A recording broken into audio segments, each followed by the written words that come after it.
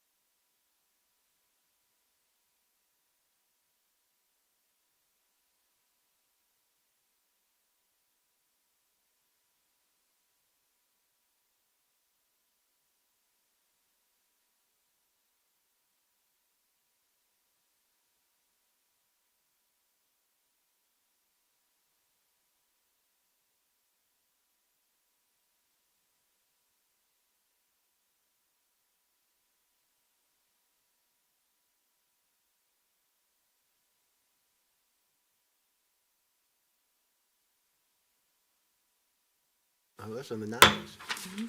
We'll call to order tonight's Auburn City Council meeting for February the 3rd, 2026. We welcome everyone that has joined us live in the council chambers, as well as those that are listening on WANI or they're watching through our streaming services. With the roll call, Lindsay? Adams, Here. Goblins, Here. Dawson, Here. Griswold, Here. Mormon, Here. Parsons, Here. Taylor, Here. Witten, Here. Anders. Here. Would you please rise for the Pledge of Allegiance and remain standing for a moment of silence? I pledge allegiance to the flag of the United States of America and to the republic for which it stands, one nation, under God, indivisible, with liberty and justice for all.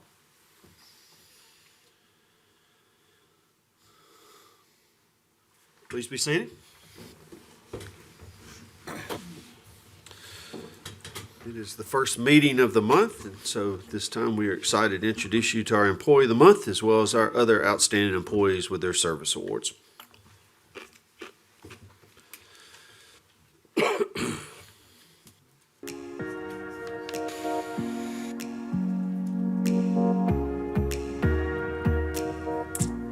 We're proud to introduce you to our February Employee of the Month, and I have a memorandum here from Allison Hall, the Parks and Rec Director for the City of Auburn. Melissa Shaver joined the City of Auburn's Parks and Rec Department in November of 2023 as the Tennis Center Events Manager at the Yarborough Tennis Center. In 2 years, she's made remarkable impact on the facility, its programs, and Auburn's broader tennis community. Her professionalism, initiative, and commitment to excellence have elevated the Yarborough Tennis Center's reputation as one of the premier public tennis facilities in the country. Under Melissa's leadership, the Yarborough Tennis Center achieved national recognition as one of 45 facilities nationwide to receive the United States Tennis Association's Outstanding Facility Award. This honor was presented at the USTA Billie Jean King National Tennis Center in New York as part of the 2025 United States Open, recognizing excellence in facility management, programming, and contributions to the sport. Beyond overseeing a high volume of events and programming, Melissa has demonstrated exceptional initiative in improving the facility. She successfully secured more than $75,000 in grant funding to replace outdated indoor lighting with energy-efficient LED fixtures, significantly enhancing both playing conditions and sustainability. Melissa consistently displays the high standards of professionalism and innovation. She builds strong relationships with staff, community partners, and players, fostering an environment that is welcoming and forward-thinking. Her leadership has strengthened the Yarborough Tennis Center's role as a vital hub for recreational and competitive tennis in the region. For these reasons, Melissa was recognized by the Alabama Recreation and Parks Association, District 5, with the 2025 Outstanding New Professional Award. Melissa's accomplishments are a testament to her work ethic, creativity, and dedication, making her an outstanding nominee for Employee of the Month. Congratulations. We appreciate you.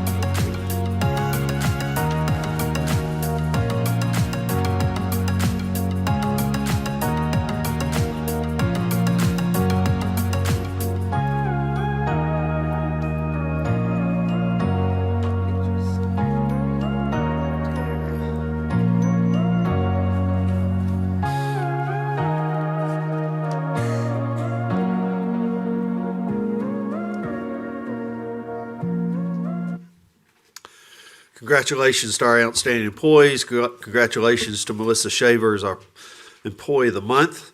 What a great lineup of individuals that give their all to our community each and every day that they give to Auburn. They participate in our community, and very thankful for all of these folks. I do want to recognize one person in particular, and that's our former police chief who is recently retired. Cedric Anderson is for 34 years has protected us all allowed us to all enjoy a great quality of life in this community because he was out and about on our behalf. In the last few years, he has led our police department with class and dignity and intentionality. And I just wish Cedric all the best. He is one great guy, and I'm proud that he was the police chief of my hometown. Anyone else? Okay. I do have a couple of mayor's announcements I'd like to make. I'm very proud of our community and our city. We were recognized again by the Milken Institute, along with our sister city in Opelika. Our MSA at large is the number 10 MSA for small cities in the United States. A lot goes into this. They recognized our job growth. They recognized our education. They recognized our gains in leisure and hospitality. They recognized our housing. And the great thing about our community is I know we're not satisfied. And just being number 10 doesn't mean that we don't have 9 more places we can continue to attain to be. But I just want to say thank you. There's a lot of people in this room here tonight that have a lot to do with this. There's a lot of people that go to work in the private sector every day that have a lot to do with this. And I'm very proud to be a part of a community that strives to be the very, very best. And this Milken Institute is certainly not biased towards the city of Auburn. They see it like they see it, and to be continually recognized is quite an honor, and I'm very proud of that. I want to thank our Chamber of Commerce. They invited me recently to speak to this year's group of Auburn young professionals.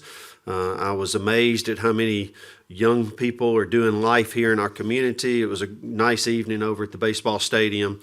And as a person who has spent 99% of his life here in Auburn, I was amazed at how many people I did not know.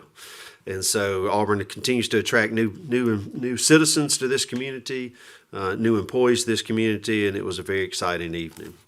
My yard was recently tigered. There was about 12 yard signs in my front yard yesterday when I returned home, and it was an awareness campaign and a fundraising campaign for the upcoming project graduation, which is a celebration of the 2026 Auburn High graduates. I ask all of you to consider participating in that if you have an opportunity to do that this year. It's a fun, non-alcoholic manner of celebrating the graduation of probably over 700 young people in this class this year. And I certainly appreciate this is parent-led and parent-driven, and I appreciate the parents being considered of this. I believe it's the 34th year of project graduation, which is really great. And then finally, myself and 3 other of these rascals that are up here jumped in a cold pool a week ago Saturday for a great cause for Lee County Special Olympics. I understand they had a great fundraising campaign for a great organization. It was a lot of fun. It was amazing to see the different kinds of citizens that were there, from young citizens to students to even a few older citizens to children to adults. It was a great morning there at our local pool, and I just appreciate everybody's willingness to come out and get freezing cold. And it was freezing cold, not as cold as it would have been this past Saturday, but it was really cold to raise money, raise awareness for a great organization, Lee County Special Olympics. That's all I got. Anyone else have anything they'd like to add? What is MSA that we, you said we're number 10? Yes. What is MSA for the? It's a metropolitan statistical area. There's new terminology for it as well. Justice can, Yeah. what's it That's all. I called just now? want to make sure the folks listening understand what that was. I didn't understand, Kelly. So. So in essence, that's Lee County. But yeah, it's by total population when you become one. And their study is only done with MSAs. It's not done with individual communities, is what I read. Yeah. This particular study is. Yeah. Thank you. Yep. Okay, anyone else have an announcement they'd like to make? I would. Yeah, Okay. please. Sure, thank you. I just would like to encourage everyone to come out to downtown Auburn on Valentine's Day, the 14th of February, for the Mardi Gras Parade. It's the 9th annual parade, and it's at 3 p.m., put on by Crew de Tigress. And I'd also like to thank Mrs. April Halverson's class, Transition Services 2 class at Auburn High, that has helped to repurpose beads and clean them so they can be reused in parade after parade, so that they're not going to the landfill. And then also I'd like to echo the mayor's sentiment about project graduation. As a mom of the senior class that brought it back after COVID, and also now have a senior graduating this year. It is very important for these kids to be celebrated, and we appreciate the business community and parents helping to support Project Graduation. Thank you, Ms. Witten. Anyone else? Yes, I have an announcement. Yes, ma'am. Okay, as everybody know, this is Black History Month, so my youth organization is having their annual Black History program. Sunday, Lord Jesus, February the 8th at the Boykins Center at 3 p.m. and everyone is invited to come out to see great performance from our youth. And hopefully we'll be finished. It starts at 3, so we'll be finished before the Super Bowl starts. So don't let it cause you not to come out to watch our youth. By 4:30, we should be going home. So, it's an invitation to all. What date was that again? This Sunday, Sunday. Sunday, February the 8th. It starts at 3. Okay. Anyone else? I'd like to echo what you said about retired Chief Cedric Anderson. He was a special kind of person to our community and worked hard his entire career and spent a good portion of that with me in narcotics. If he could survive that, he could survive most anything. But we had a good time in our careers, and wish him nothing but the best. And Auburn's a better place for having Cedric Anderson as chief of police. I know that Mike Harris will do a good job as chief now, but Cedric was a special person. Definitely gonna miss him. Chief. And also, Ron, I also would like to say something. Cedric, I've not known Cedric a whole long time, but I do know him, and he's a great guy. But I also looked at this list where you had retirees on here, and Demetrius Pitts, and he served 26 years for the city of Auburn. Demetrius is my oldest son. So, and my oldest son is 46. So he started here when he was about 20 Yes, ma'am. and retiring already. That's Good pretty luck, smart, Demetrius. isn't it? Yeah. He got a whole career going. Can start another one. All right. Anyone else? Okay. We'll move ahead with Auburn University Communications. Hey, good evening. First, I just want to highlight that yesterday Auburn's IFC hosted an event called BP with BT, which stands for Batting Practice with Butch Thompson.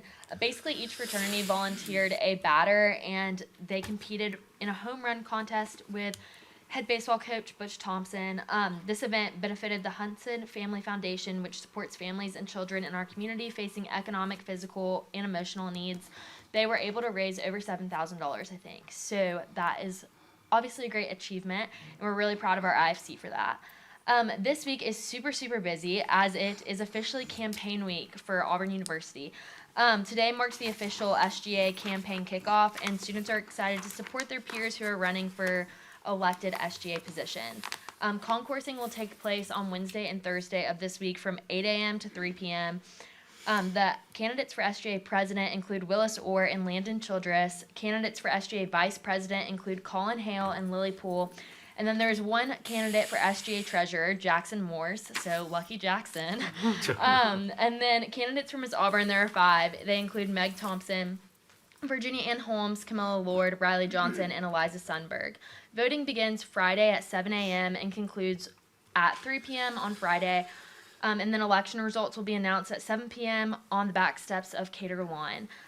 We really wish luck to all the candidates that are running this week, and excited to see who will get to lead Auburn in the upcoming year. We're really lucky to have so many students that are willing to put their foot forward and go out for these leadership positions. And then Saturday is also going to be a big day as Auburn faces Alabama in basketball. This game has been designated a camping game, so students are able to rent out a tent and then register their tent and then camp out in front of Neville Arena to hopefully get a spot in the student section. We expect a really strong turnout for this game and an exciting game atmosphere, and hopefully there's an Auburn win. That's all from me tonight. Thank you all, and War Eagle. Thank you, War Evelyn. Eagle. We appreciate it. I need to circle back. During the committee of the whole, we did have one action, if you could call it that. I'd ask the city council to set aside some time in our first meeting in March to talk about the Chamber of Commerce's new building and the potential for the city of Auburn to participate in that. So they agreed to do that, so we'll have that on the committee of the whole for March the 3rd. Okay. All right, this time is citizens' communications on items on tonight's agenda. This is only on items on tonight's agenda. You will notice under ordinances, items A1 and A2 and A5 have public hearings attached. If you'd like to speak to the council about that, please wait until that time, as well as there is public hearings attached to items 10B, 1, 2, and 3. Anything else that's on our agenda, if you'd like to speak to the city council, please come forward and give us your name and address for the record, and you have 5 minutes to speak to the council. Okay, seeing no one, we'll move ahead. City manager's communications. Mayor, under City Manager's communications this evening, the City Council had requested periodic status updates on the various studies and analyses that are being conducted during the temporary moratorium on the construction of multiple unit developments and private dormitory development within the urban core and urban neighborhood west zoning districts. I'll remind you that the temporary moratorium was adopted by the City Council on November 18th, 2025, and is set to expire on November 30th, 2026, unless extended or repealed. So under sanitary sewer, on December 16th, you approved a contract with Barge Design Solutions to conduct the wastewater collection system master plan, in which the area encompassed by the moratorium footprint will be prioritized. Staff has had a kickoff meeting with Barge Design Solutions and to commence the overall project, and also with a special emphasis on the moratorium areas. Currently, staff and Barge are working to secure approximately 40 sewer flow monitors for installation to begin the essential data collection phase of the project. The installation of these flow monitors will include a focus on the moratorium area. Under stormwater, we are currently working with Neil Schaefer Incorporated. We've had a joint meeting to review and refine a scope for professional services related to stormwater modeling and analysis, again with a special emphasis on the moratorium footprint. Staff anticipates placing a professional services contract on the February 17th agenda. That could slide to March 3rd, but we're hoping for February 17th. For the comprehensive citywide traffic analysis, you approved a contract with Kimley Horn and Associates on December 16th to perform this traffic analysis. I'll remind you, it was to include a special focus and also an immediate focus on the urban core and surrounding neighborhoods. We've also had a kickoff meeting with them to introduce key staff and review scope and key milestones and deliverables. It's important to note that while we're talking about those things, traffic counts are going on and have been in progress for some time. And so that's throughout the city, not just in the urban core area. Last but certainly not least is a comprehensive zoning ordinance evaluation and update. So the city has already contracted, and this is just at my level, a small contract with the firm Whitesmith and Casino, if that's how you pronounce it, Justice, to support the city to perform services to meet with key stakeholders and staff to develop a concept to address the comprehensive zoning ordinance evaluation and update. They're a firm that specializes in planning and code development with vast experience to assist the city with knowledge of the state of Alabama and other cities to bring best practice concepts to the city. We've already had some planning meetings to discuss the strategy and will soon be conducting workshops with the consultant. Once complete with the concept strategy, we'll negotiate a final agreement with this consulting firm to actually perform the finalized zoning work. I'll remind you that we need outcomes from some of the engineering and other studies to also then recommend changes to the zoning ordinance. So it's two things. It's changes to the zoning ordinance need to be happening in general, but also we need data from the sewer items, stormwater items, and traffic items to look at zoning ordinance changes that might be necessitated for the study area of the moratorium. So that's our general update for now, and I'll probably be updating you every other month. If something major comes sooner, then I will update you accordingly. Okay, good. Thank you, Maggie. Any questions from anyone? Okay.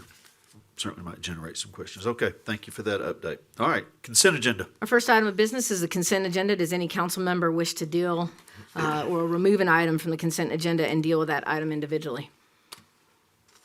It's a whopper of a consent agenda Not a tonight. lot to choose from tonight. So No. everybody good. All right, is there a motion to approve the consent agenda? So move. Second. We have motion second. Any questions? All right, all in favor, please say aye. Aye. Any opposed? And the consent agenda is approved. Ordinances.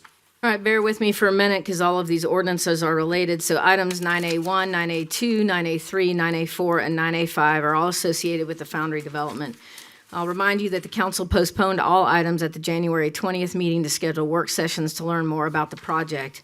Work sessions were held late last week on January 29th and 30th. They were identical work sessions, but because of council availability, we held it over 2 days. Staff is working with the developer on a development agreement for this project. The council may want to consider holding public hearings this evening and postponing all associated items to a date certain of March 3rd to provide additional time for completion and review of the development agreement. So therefore, item 9A1 is a request to pre-zone approximately 126.97 acres of property located at the northwest corner of North College Street and Sugar Jordan Parkway to Comprehensive Development District for a development known as the Foundry. The Planning Commission unanimously recommended approval of this request at its December 11th meeting. This item was postponed at the January 20th City Council meeting. A main motion is still needed for this item, and a public hearing is required. I move to postpone to a date certain of March the 3rd, 2026, so that it can run concurrent with a development agreement, but I do request that we hold the public hearing this evening. Second. All right. We have a motion and a second to postpone to March the 3rd, but to go ahead tonight and open up the public hearing. Okay? So I'll go ahead. Do we need to take a vote on that, or just go ahead and open the public hearing? What's the right thing to do? You're going to need to vote on the postponement. We need to go ahead and vote on the So I would postponement? probably just vote on it while you have a motion and second. But if you guys don't want to vote, you can also hold that. We just need to do that before we leave the item. It's at the pleasure of the council. Okay. Why don't we go ahead and vote on that? Would that be a roll call? Would that be a? No, postponing is just Okay, all right. voice. So all in favor of postponing until March the 3rd, please say aye. Aye. Any opposed? And we will postpone to March the 3rd. At this time, I will open the public hearing. If you'd like to address the city council regarding this, please come forward and give us your name and address for the record, and you have 5 minutes to speak to the council.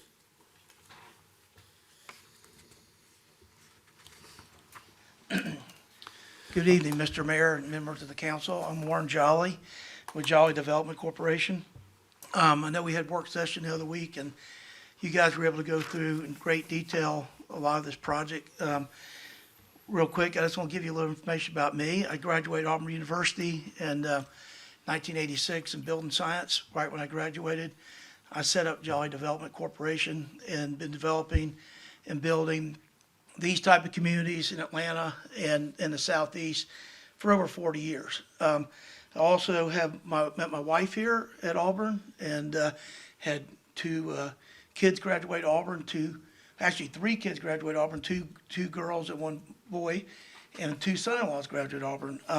My wife and I have been very involved in Auburn for several years, over 30 years. We've been involved in athletics, the School of Nursing, the School of Building Science, the Business Center, and also the School of Liberal Arts.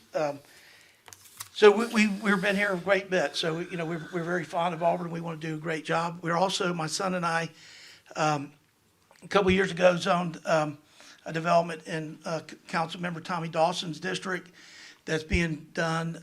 They're called Dawson Corner, which is the age-restricted community, a gated community, and Swans Bridge, which we bought the Swans Mobile Home Park, which I think is one of the worst crime-ridden areas at the time when we did it. And so we took the mobile home park, and we have a nice quality of development. We're also built and zoned assisted living across the center, the Cox and Wire Roundabout, and that's going to be completed in May, and that's totally leased up already. So that's really a good sounding, I think, that whole area redevelopment.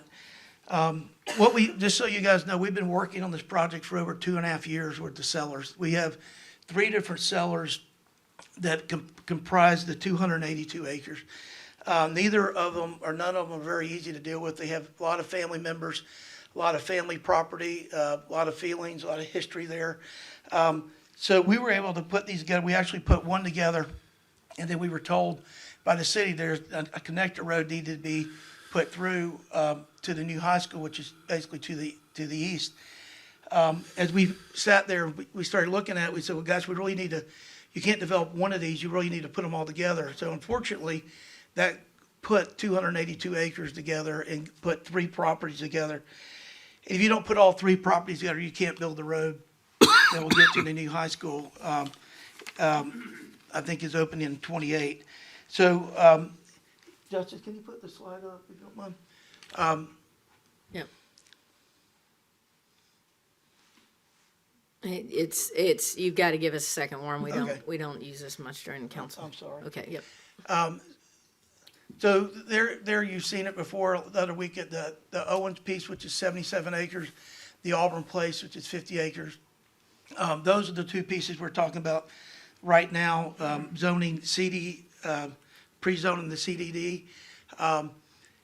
They're not in the city at the current time. They're in Lee County. The school is to the left of the Owens property.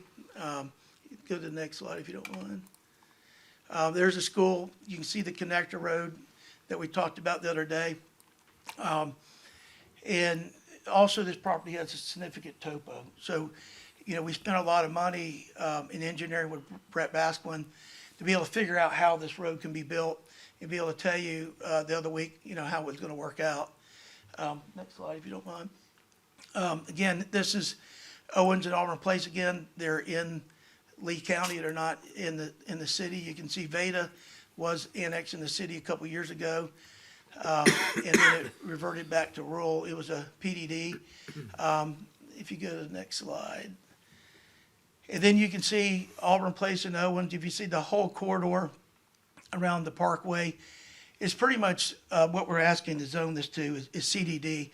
All the pink around the school is a big green area to the left of Owens, which is obviously a school. But if you look at this whole corridor looped around, it's all zone CDD.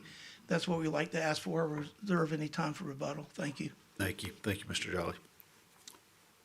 Anyone else? Is this appropriate time to ask questions of the applicant? Yeah, sure. Do you want to Absolutely. keep the public hearing Yeah. open, or do you We'll- just you want wanna to? keep? Well, we can do it either way. I don't care. I just want to ask them. some We'll questions. keep it open. That might drive some other questions. Yes, would you like to? Yes, please. Yeah, Mr. Jolly, would you come back to the microphone? Thank you, Mr. Jolly. Appreciate it. This is quite a large development, of course, and a lot of vegetation, trees and whatnot will have to be cleared for it. What is your plan for removal of the trees? Are you going to burn, chip, haul them off, or what? It really depends on the time of year that we're get started working. Obviously, if you're during the winter, burning normally not that difficult.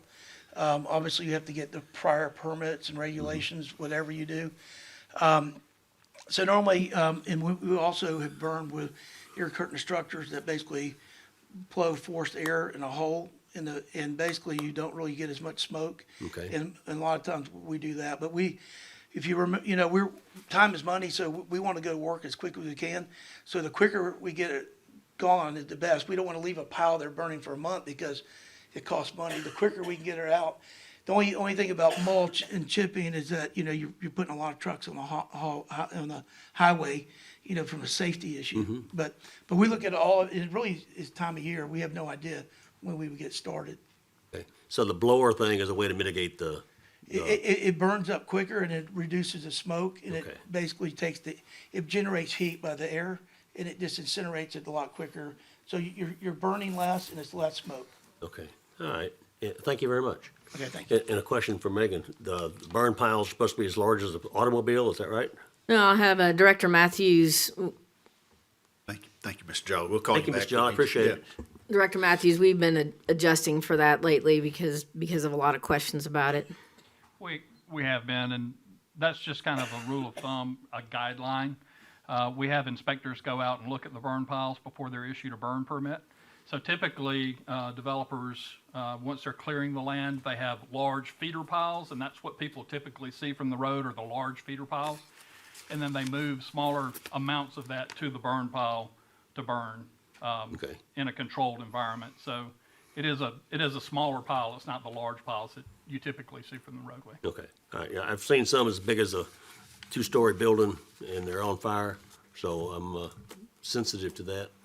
I hope we can get a commitment from both the developers and the city to keep it at appropriate level. So as part of the burn permit, the fire department reserves the right to extinguish any fire that we deem as a hazard or a nuisance to the area. Thank you very much. Any more questions? Okay. Anyone else have any questions? Okay, then I'm gonna close the public hearing. We've already voted, so we can move forward. Is that correct? Yep. Okay. Item 9A2 is a request to rezone approximately 155.18 acres of property located on the west side of North College Street across from the Cary Creek Parkway and the Legacy subdivision from rural to comprehensive development district for development known as the Foundry. The Planning Commission unanimously recommended approval of this request at its December 11th meeting. This item was postponed at the January 20th City Council meeting. A main motion is needed for this item and a public hearing is required. Move to postpone to a date certain of March 3, 2026, to run concurrent with the development agreement, and I also ask that a public hearing be opened this evening. Second. Motion is second to move this to March 3rd, as well as open the public hearing. Any questions? All right, all in favor, please say aye. Aye. Any opposed? All right, the motion passes. At this time, I'll open the public hearing. If you'd like to address the city council on this, please come forward and give us your name and address for the record, and you'll have 5 minutes to speak to the council. You're welcome back. So, again, thank you, Mr. Mayor, members of the council, Warren Jolly. This is the other portion that we said reverted back to rural, the Veda tract. It's 155 acres. It was on PDD, and then it didn't get developed in time, so it reverted back. Just to note, this piece has a lot of floodplain on it. This is where we're talking the other day about the connection Greenway Trail being. The whole development itself has 114 acres of green space within it, which is about 41%. Which, when you talk about trees, there's a lot of trees that will still be there. Even some people could log, floodplain in that area. Obviously, we're not. We're leaving it natural. Any other questions, I'll be more than happy to answer them. Thank you. Okay, thank you, Mr. Jolly. Thank you. Mr. Jolly, I don't want you to go ahead and get set down. Could we go back a couple slides here? Tyler, which one are you looking for? The one that had the road, Oh, the whole site plan, go up, whole Greg, site to plan. probably the second slide, maybe. That's it. oh, well, it's further down. Well, that, go down. Sorry, I'm fumbling through this. Down, that's it. This one. How will this, so, could you explain the different phases in which this, in which you plan to Next. develop this? Yes, sir. I have some slides of that further in the Yeah, go down. PUD, but I don't mind doing that. Yeah, he's gonna, I don't know what Oh, you're am I planning. jumping Are you ahead? gonna talk during the PUD another 5 minutes? Okay. Yeah, go, if you We go. can go one more slide down, Greg. Sorry. Go a couple more slides down. It's the one with the all green. No. You were right. It's one down from this one. That one has That one. phasing. Is that one? No, there's one more. Go with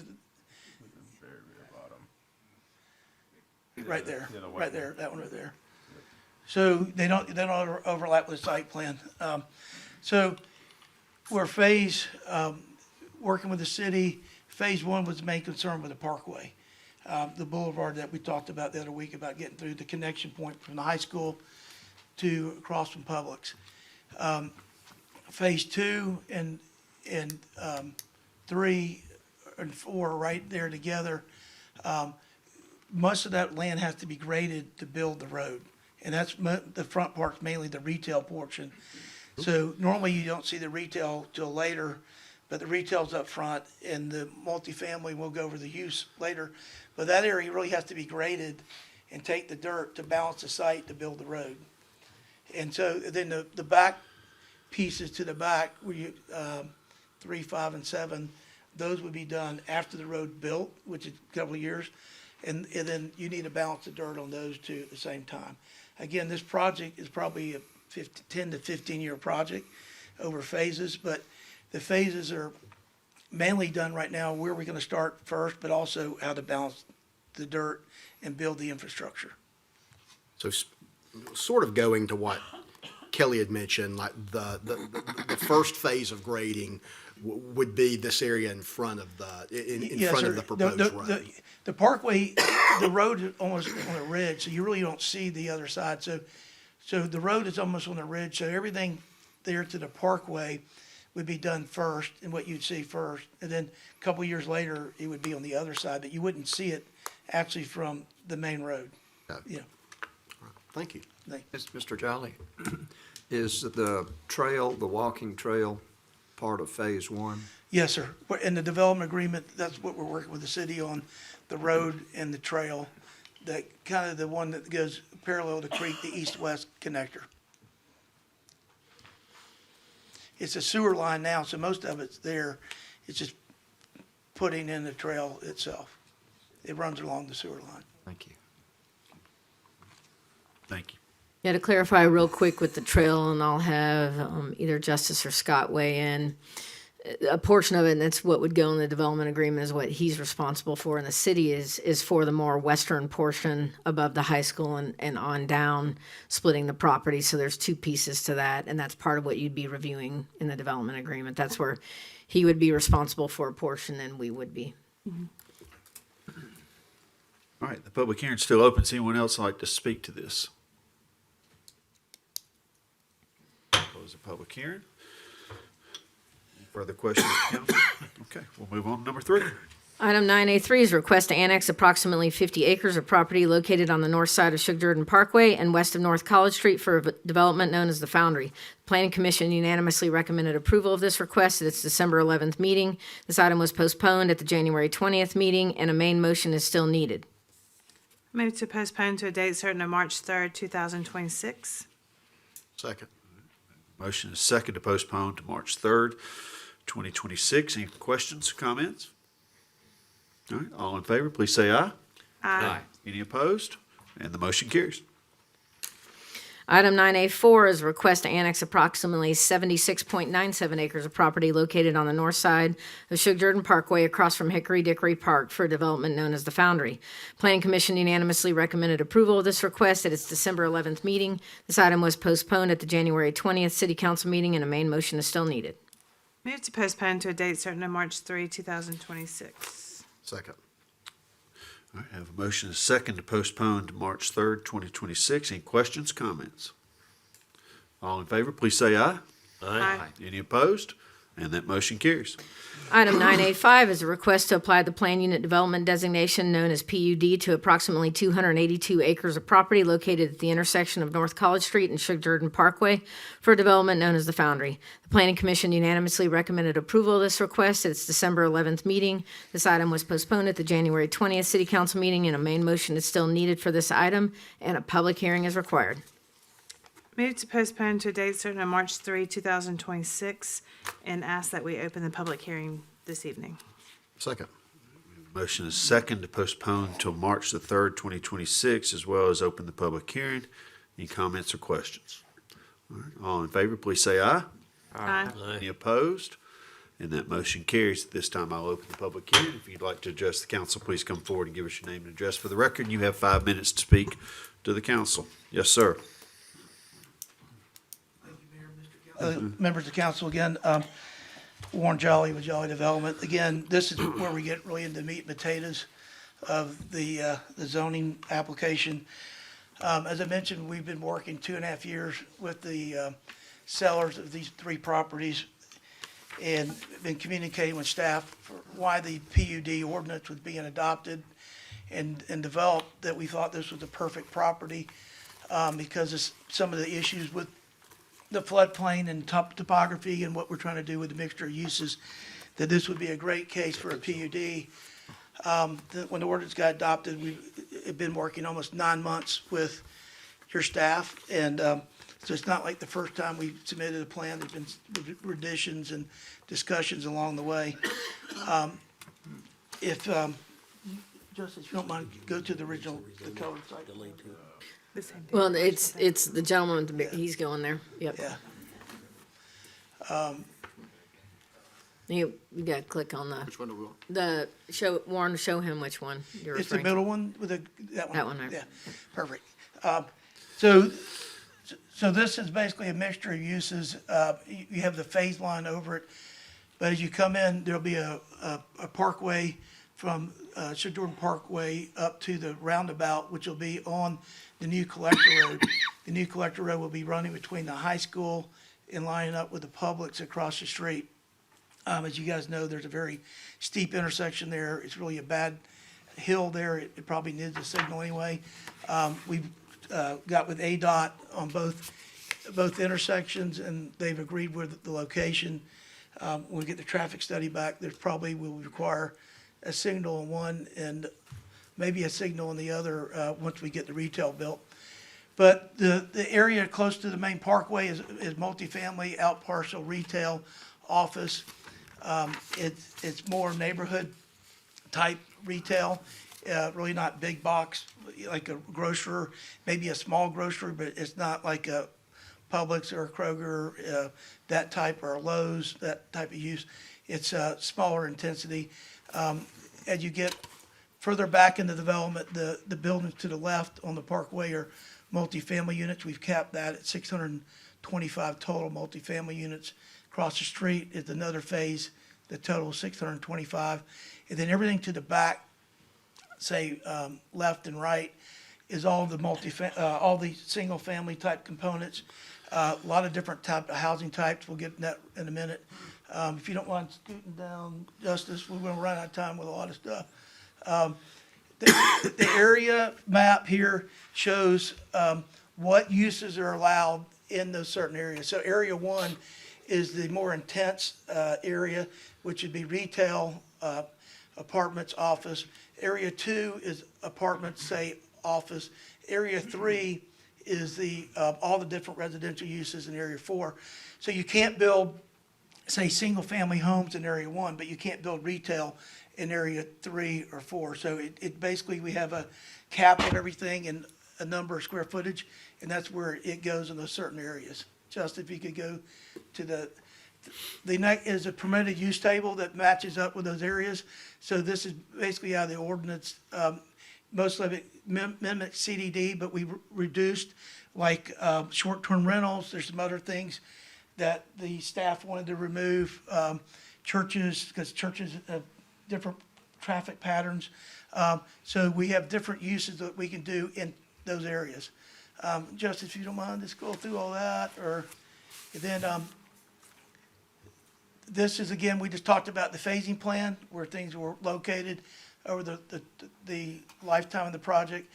The next map is, the meeting that we went over, staff showing the connector road, and what portions are being built by other developments, what portion that we're building with the city.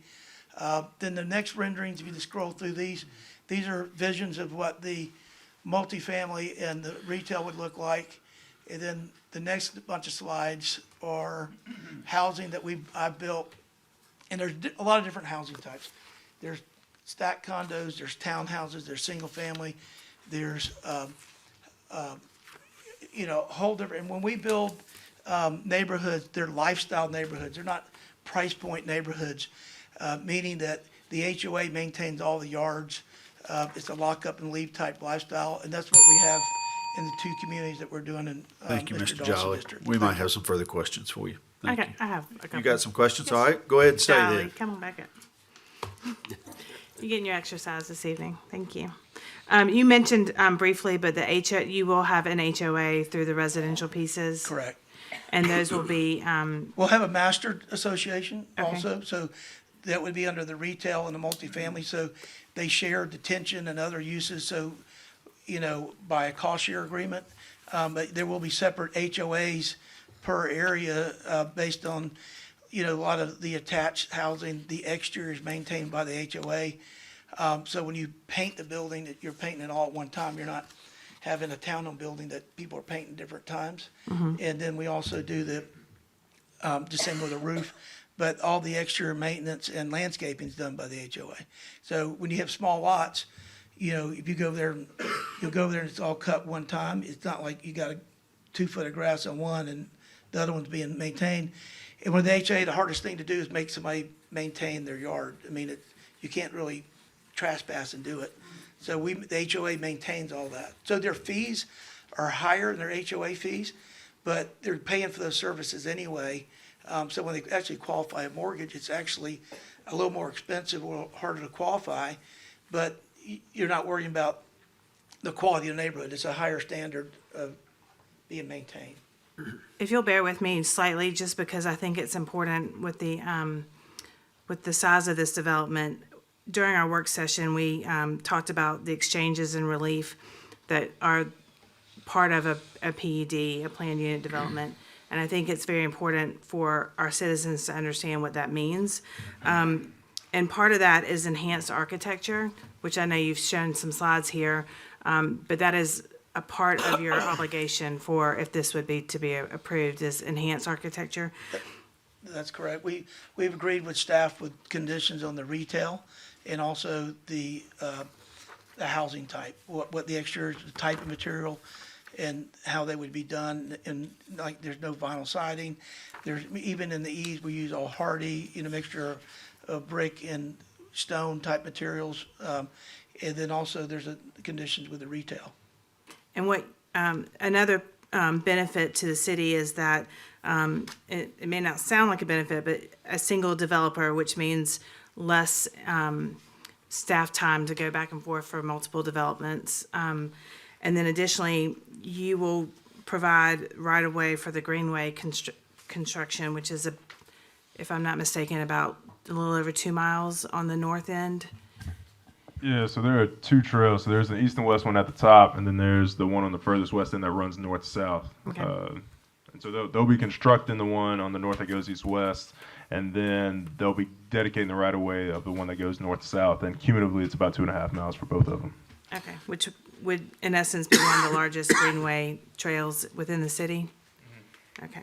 And then also another benefit or exchange to the city would be the major roadway extension, which would help to move the potentially traffic off of North Donahue and the high school traffic, which is a difficult thing to obtain right away for that much land if we don't have a developer who's willing to provide that and also support cost of the construction of that. Yeah, I think the biggest thing on that is kind of back to the single developer aspect of it.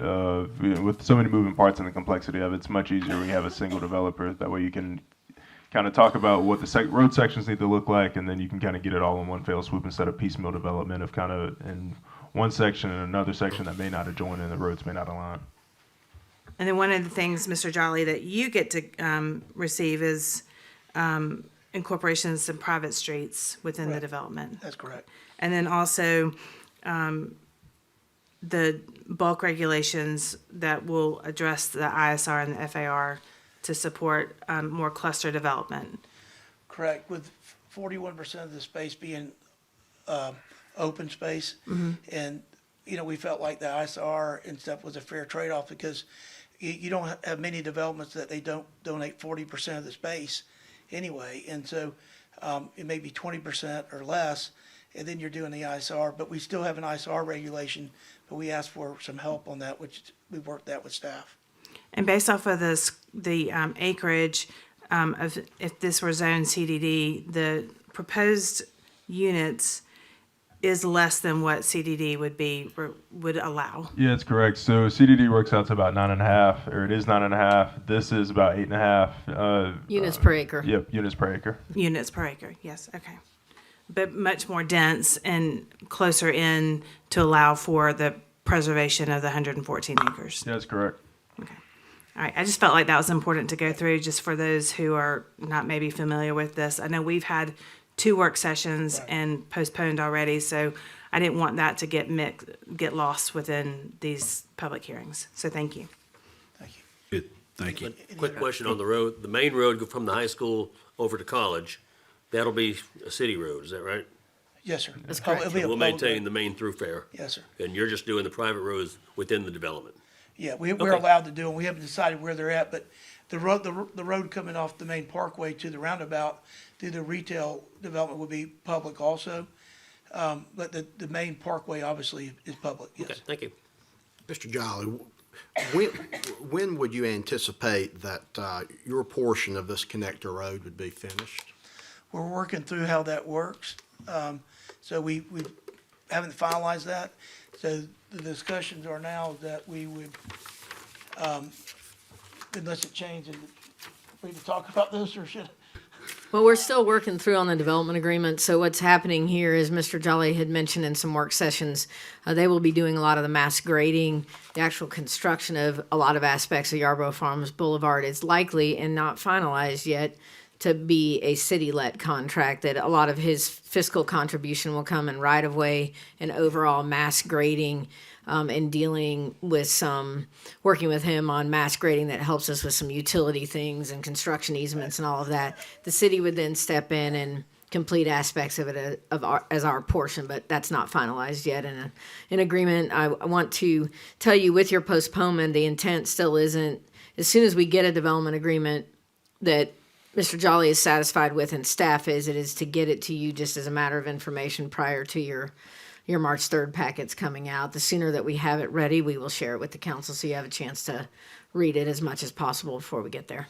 I just would say, some of the parts of the road are changing grades 30 to 60 feet. And it's not just building a flat road on a piece of property and so you're having to get dirt from other places and swap. So we've talked through it with staff. We have some great ideas how to do it, but I think right now, most of what I'll be contributing would be going up front. Understood. And we'll get you a better timeline for what we think that is. I think it's in, Where I'm going with this is when is the completion date of the new high school? when they're opening in the fall of 28. I don't want anybody to think that this road will be ready in the fall of 28. Should. I don't believe, unless my staff overrules me, that we think that's feasible at the moment. I wouldn't want to commit to that at this time. I think there's a lot of pieces that have to come into play, and I definitely don't want to commit to that because we're just getting started on this and we haven't even started design. I think it is fair to say that if the council agrees, it will follow on the heels of the high school opening, but it could be a year to 2 years in easily. Sorry, Mr. Jolly, I got another question for you. I couldn't catch you before you sat down, so I apologize. How shovel ready is this project? I guess just upon approval here, what's your anticipated timeline moving forward on getting started with the commercial component of this? I mean, I'm very superstitious, so we really have not met with any retail prospects. We've had a lot of people approach us. Obviously, we got to get zoned. A lot of times retailers take a while to make those decisions. We have a lot of people, a bank and a small grocery, a small fitness, things that approach us. Kevin Howard's been very great keeping us up and communicating, but until we really know what we're doing, we can't really commit. But from starting the project, we don't have, I met with Brett Baskin before, and, we're hoping in 30 days that we can start engineering. We have all the data, good topo, good surveys, that we can start immediately designing the road in those two commercial phases immediately to hopefully have a permit, sometime in midsummer or late summer to be able to get started. Okay. And then long-term, who owns or manages the commercial piece of this long-term? The master declarant, which would be us. Okay. So, So y'all typically hold and Right. deal with these long-term? Okay, great. You good? That's it, yep. Okay. Are you sure you want to step away? Any other questions for Mr. Jolly? All right, take your chances. Any other questions in general or comments? Ms. Crouch, we were talking today that it's, there's been Did you been close the multiple- public hearing? You did. Did- Yeah, you did Oh, before you asked him. There's all been questions. multiple efforts for many years to try to bring the two pieces that are in the county into the city. Could you speak just to how substantial that is for this opportunity for this to potentially occur? Yeah, so both parcels, and we know one parcel more to the west that I referred to as being across from Hickory Dickory Park. A lot of us know that as Owens Family Partnership property. And the Owens family for many years has work methodically. They owned at a point in time all four corners of Shug Jordan Parkway and North Donahue Drive, and methodically and carefully the family has sold pieces for various and sundry developments. This is the last piece. There's a piece just below the high school that is under the control of a different group that is working on a development there that will come forward fairly soon. And then there's, a remnant piece between what I know is as the Mueller property, but a lot of people know it as the Auburn Place LLC property, which is, you can see at the corner of Shug Jordan Parkway and East University Drive / North College, there is a piece that doesn't have the dark green on it in this drawing, and that will remain out. That is part of the Mueller's property or Auburn Place property, and that is not in the project at this time and being held out in reserve. And we've had friendly conversations for years with both families, but there hasn't been a ripe opportunity. In 2019, the opportunity is the staff reviewed prior to 2019, the major street plan, seeing that we had activity on the Vada property where it says mostly open space on your drawing here, and all the development we see around it and the constant concerns about Shug Jordan Parkway. We opted that we thought with large property owners we'd have a chance at getting this road through. Mr. Pick on the Pick property on the north side of the Publix has Cary Creek Parkway. That's the beginning of a road that's going to go all the way through eventually as that development completes to Shelton Mill Road. And so our goal was, in essence, from Richland Road all the way to Shelton Mill Road, you can walk and bike and not drive fast, particularly through the AU Club and the 25-mile-an-hour speed limits with people's driveways there, but you can get from one place to the other without getting on Shug Jordan Parkway, which would be a nice relief for our residents. Also, with the storied history, the city staff remains concerned about aspects of the fact that the city does not own North College Street in this vicinity, nor Shug Jordan Parkway, nor parts of South College Street. They're owned and maintained by the state of Alabama. And we are looking for ways to partner with the state where the city gains control of that to do everything that we can to slow speed limits down and so on. And that is a work in progress. The Alabama Department of Transportation has been amenable to talking about it, and we're deeply appreciative that they've even been open to talking about it. But I have been working for the nearly 30 years I've worked here to get these properties assembled. They're very much in town at this stage, and what we want to do is not have big portions of the county in this location. Both property owners are responsible property owners, good to work with, but we would like for them to be in the city limits where our citizens know what's going there. And this is a master plan that you're seeing that would tell you what could go there, so people know before they buy what could go there. Ms. Crouch, I know we're not to the finish line. We've still got work to be done, but this is the first major development we've had that's undergone through the PUD process. Correct. Would you and your staff consider this to be what we planned on it being? Has it served the citizens and the city as we wanted it to serve? Has it delivered what we wanted it to deliver? So and I know we're not done. The PUD process is both for very, very small parcels and very large projects. And what we had is a planned development district process that only allowed 10-acre parcels. So we were trying to do both. And what we were hearing from developers and citizens is we're not seeing all the things we would like to see in Auburn. From an architectural standpoint, from a amenity standpoint, and what have you. And the feedback that we had gotten from the development side was your regulations make it difficult to do some of the things the citizens would like done. So the goal here is this is purely a contract between the city council and this piece of property, not even the developer at the end of the day. If this gets approved, it is binding upon the property regardless of who ultimately, if Mr. Jolly were to sell it, which he's not saying he's going to do, it's binding upon anybody who owns it. They've got to do these plans. Is it gives us the advantage of having some different housing types and other things we wouldn't normally see. Our zoning ordinance struggles to keep up with current housing trends and things our citizens want. And this was part of the goal here, was to provide that flexibility. However, the city council is under no obligation to adopt a plan for this. You don't have any rights to a planned unit development district granted to you by the zoning ordinance unless the council agrees to it, period. Thank you. All right, any other questions? Any other thoughts? Okay, let's move ahead to resolutions. Item 10A1 authorizes a contract with D&J Enterprises in the amount of $4,423,566.66 for the fiscal year 2026 resurfacing project. Move for approval. Second. All right, we have a motion and a second. Any comments or questions?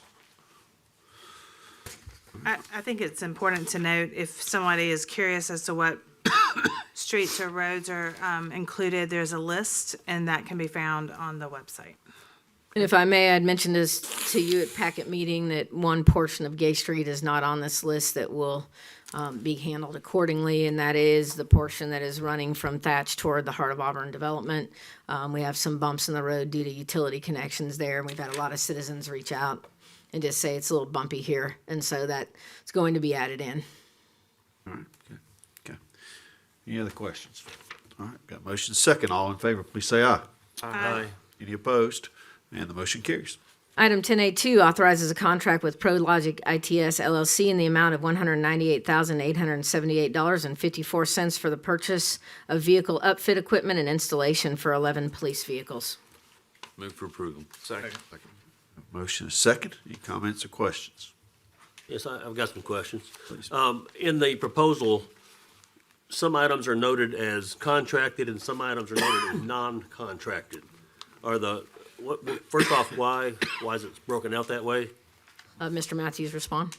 So the quote was developed under the master state contract that ProLogic has with the state purchasing Okay. office.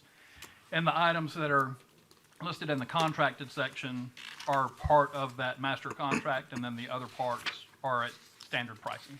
Okay.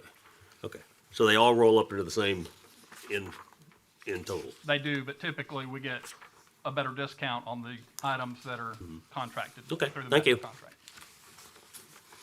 Any other comments or questions? All right, all in favor, please say aye. Aye. Any opposed? And the motion carries. Item 10B1 assents to the vacation of a portion of the public egress, drainage, and utility easement located on Giddens Street, and further authorizes the mayor and city manager to execute a quitclaim deed relinquishing the properties to 810 MLK LLC and NEOH Holdings LLC. A public hearing is required. Move for approval. Second. We have a motion second. This time I'll open the public hearing. If you'd like to address city council, please come forward and give us your name and address for the record. You have 5 minutes to speak to the council. Seeing no one, we'll close the public hearing. Any questions or comments from the council? All in favor, please say aye. Aye. Any opposed? And the motion carries. Item 10B2 assents to the vacation of a portion of a utility easement located on Giddens Street, and further authorizes the mayor and city manager to execute a quitclaim deed relinquishing the properties to 810 MLK LLC and NEOH Holdings LLC. A public hearing is required. Move for approval. Second. All right, we have a motion and a second. I'll open the public hearing. If you'd like to address the council, please come forward and give us your name and address for the record. You have 5 minutes to speak to the council. Seeing no one, we'll close the public hearing. Any further comments or questions, council? All in favor, please say aye. Aye. Any opposed? And the motion carries. Item 10B3 assents to the vacation of a public water easement located on Giddens Street, and further authorizes the mayor and city manager to execute a quitclaim deed relinquishing the properties to 810 MLK LLC and NEOH Holdings LLC. A public hearing is required. Move for approval. Second. Motion is second. This time I'll open the public hearing. If you'd like to address city council, please come forward and give us your name and address for the record, and you'll have 5 minutes to speak to the council. Seeing no one, we'll close the public hearing. Any comments or questions from the council? All in favor, please say aye. Aye. Any opposed? And the motion carries. Mayor, those are all the items of business we have for you this evening. This time we'll open Citizens Open Forum. If you'd like to speak to the council about anything, now would be the time for you to come forward. Please share your name and address for the record. You have 3 minutes to speak. Please address all of your comments, to the council. Hey to the council, my name is Liz Strain. I was born and raised in Auburn. I love it here. I'm now a practicing lawyer here. And something I just wanted to bring up to the council, as you're considering this development, I was raised in the neighborhood right across the street from that development. And I know the public hearing is closed for that, but I would urge the council to consider, as Auburn is developing and growing, something that I know is very important to me and is also important to several other citizens that I've talked to, is considering the greenery and the trees. I know as a citizen, we've seen lots of changes in Auburn, especially with the clear cutting and the thing that's going on. And I would just love for the council, especially as we're moving into rewriting the zoning ordinances and things like that, that you would just consider, Auburn's always been a tree city. And my dad actually came and talked to you guys last meeting, and just understand how important that is to us. And as a young professional, I moved to Nashville for law school, and I was so excited to be back in Auburn. It's my favorite place in the world. And I hope that me being here shows the council just how much people in my age demographic love Auburn. People that are not married with children, but people that are young professionals, young lawyers, we love Auburn. And something that really brought me back to Auburn was the wildlife, the nature, the greenery, the trees. So just keep that in mind. Thank you. Thank you. We're glad to have you back. Who will be next?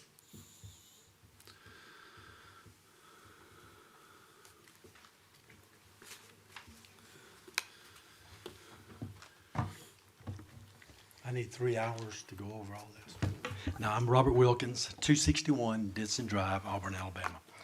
I'm one of the many Auburn voice that has been dismissed. I started on a simple journey in June of last year concerning the extremely elevated line items of salary and wages and employee benefits for solid waste management. What I wanted to do was to say, I first went in and I went from 2009 all the way to 2024, 16 years. This is just one of the 3 pages that are in each comprehensive report.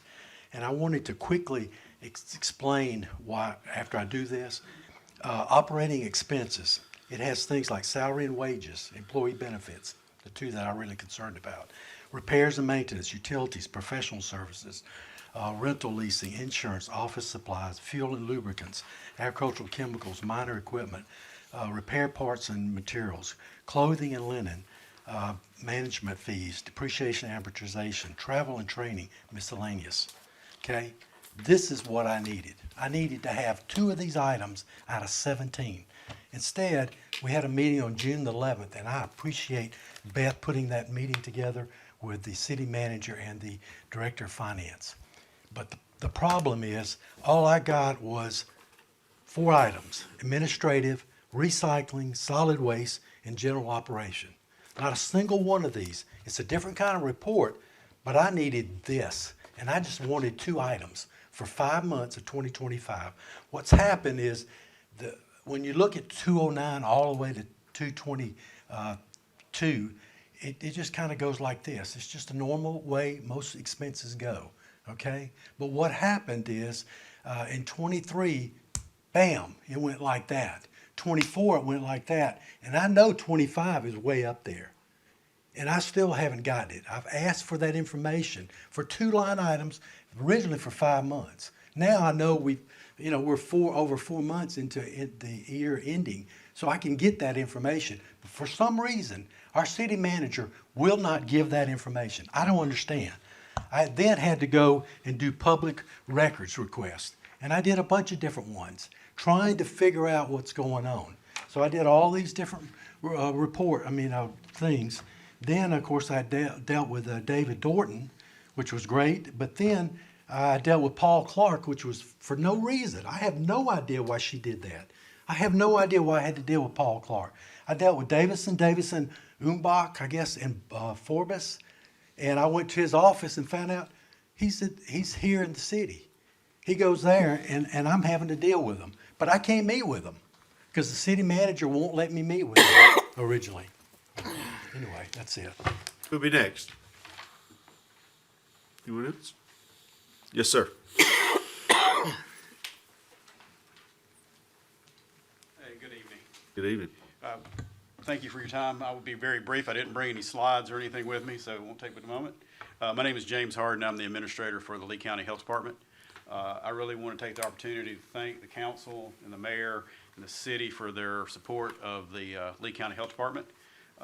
We are in our district, Lee County is our 2nd busiest facility in our district. We do probably over 4,000 exams a year on patients that would not be seen anywhere else. We did 1,800 restaurant inspections last year. So the things that we touch are very important to the public, but they don't get done unless we have local support. We do have state and federally funded programs, but we are very fortunate in Lee County that we have the support of this city council, this city of Opelika, and of the Lee County Commission as well. We do a lot of those things. We're able to see patients that can't get the care anywhere else. We also now do a large portion of cancer detection, and we are able to now do colposcopies in Lee County that we used to have to send these patients to Birmingham. So those things, those growth, those abilities to provide those services are only possible when we receive the support of the local community. So I just want to take the opportunity to thank you guys for that. And if there's anything that you guys need from us, just feel free to reach out. Councilwoman Witten was kind enough to come to our 150th anniversary open house last year. And so a lot of us we've moved forward through a lot of the changes over the last few years. And so we just want to make sure there's anything that the community needs from us, any partnerships, that we're available for you. So thank you. Thank you so much. Thank you for dropping by tonight. Thank you. Who'll be next? Okay. We'll close citizens open forum. You want the council have anything they'd like to add before we finish up? I have a question for the city manager. Time after time, we've had a citizen come and state that they're being dismissed. The information being requested is available on the website, correct? Well, I mean, there's a variety of information. There's our comprehensive annual financial report. The information's available there. It just is not in a format that the person that's making the request prefers. That was explained. And also, one key piece is when the city attorney gets involved, it's because a citizen was claiming that their rights were being violated. And I take my job very seriously, and I will follow the law, and I will do what state law says. We take our fiduciary responsibilities very seriously, and I don't care one bit for being accused of not doing it correctly.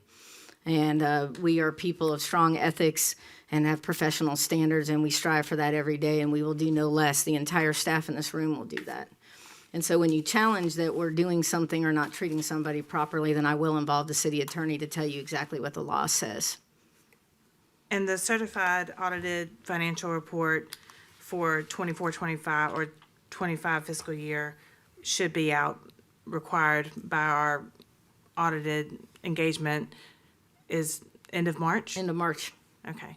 And then that's a fairly typical time frame, or is that quicker than most municipalities? I'll have our finance director speak to that, Allison.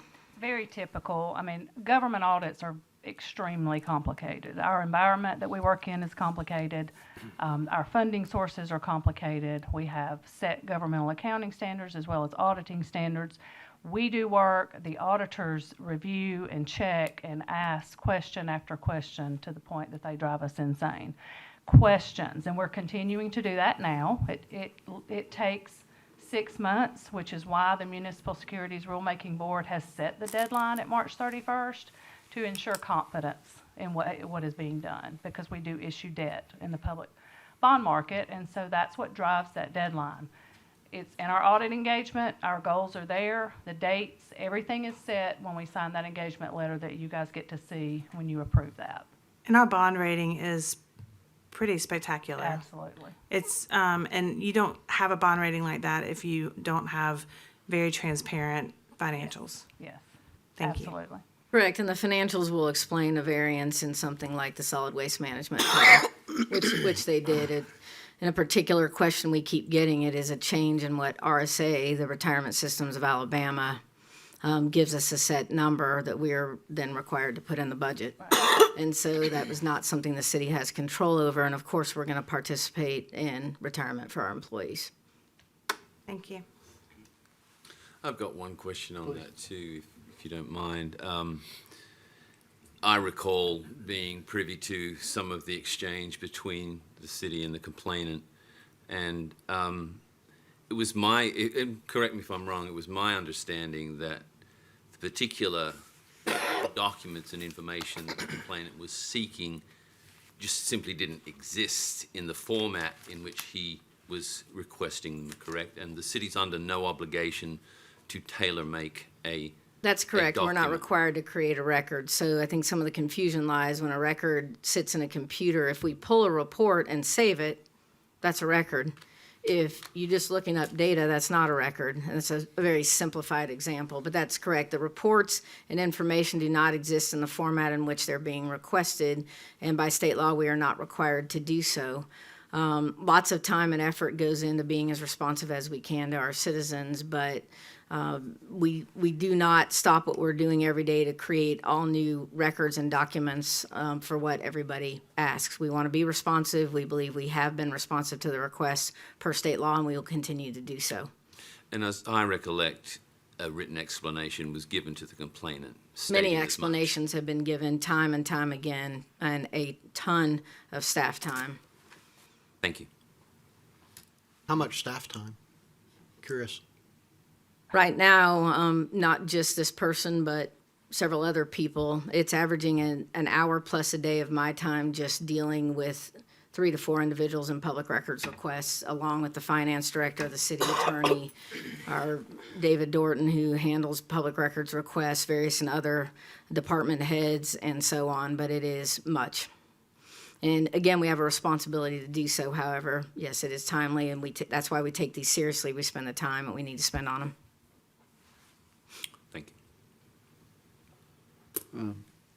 Early in tonight's meeting, Tommy and I both mentioned Chief Anderson retiring. I want to say now that we're through and moving on that I'm excited about Mike Harris being our new police chief. I know he's got a couple days on the job, but he is ready for this occasion, and I think he's going to do a great job for Auburn, and I'm excited about his leadership. He is. I also want to remind you, as we roll into the next council meeting, we need to be kind. Our new city engineer will be here, be there his second day on the job. So we'll be making a very public announcement this week. A lot of people saw the internal announcements as the council did, but Michael Griffin is coming to us from Athens, Alabama, excited to move here and be our next city engineer, and you'll be meeting him then. Thank you. All right, anyone else? Is there a move to adjourn? So moved. All right, we are adjourned.